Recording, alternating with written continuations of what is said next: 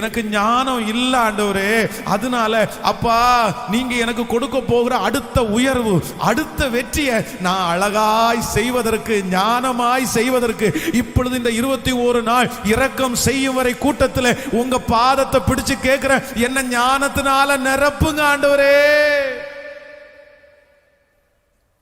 நிரப்புங்க ஆண்டவரே, நிரப்புங்க. சொல்லுங்க, ஆண்டோட கேளுங்க.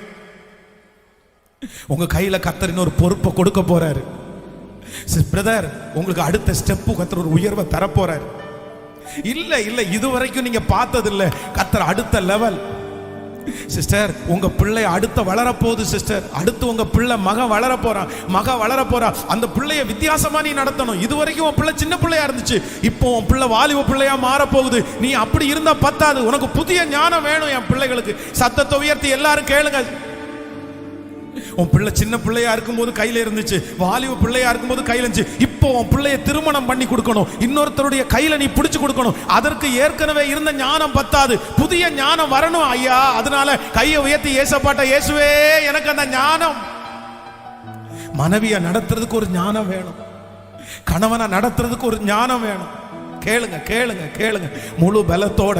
எத்தனையோ தகப்பன்மார் தாயார் அந்த ஞானத்தை மிஸ் பண்ணிட்டு இன்னைக்கு கஷ்டப்படுறாங்களே. அந்த நேரத்துல விட்டுட்டாங்களே ஏசப்பா. அந்த நேரத்துல விட்டுட்டு அதுக்கப்புறம் நம்ம கவலைப்படுறதுனால எந்த பிரயோஜனமும் இல்லை. கைகளை உயர்த்தி சத்தமா, இயேசுவே என்னை ஞானத்தினால நிரப்புன்னு கேளுங்க. உங்களில் ஒருவன் ஞானத்தில் குறைவுள்ளவனா இருந்தால் யாவருக்கும் சம்பூரணமாய் கொடுக்கிறவரும் ஒருவரையும் கடிந்து கொள்ளாதவருமாய் இருக்கிற தேவனிடத்தில் கேட்க கடவன், அப்பொழுது கர்த்தர் அவனுக்கு ஞானத்தை தருவார். நான் நம்புகிறேன் இந்த 21வது நாள் ஜெபத்திலே கர்த்தர் நம்மை ஞானத்தினால் நிரப்புகிறார். நன்றி ஆண்டவரே, நன்றி நன்றி. நம்புங்கப்பா என்ன ஆராதிப்பேன் உம்மை, நம்புங்கப்பா என்ன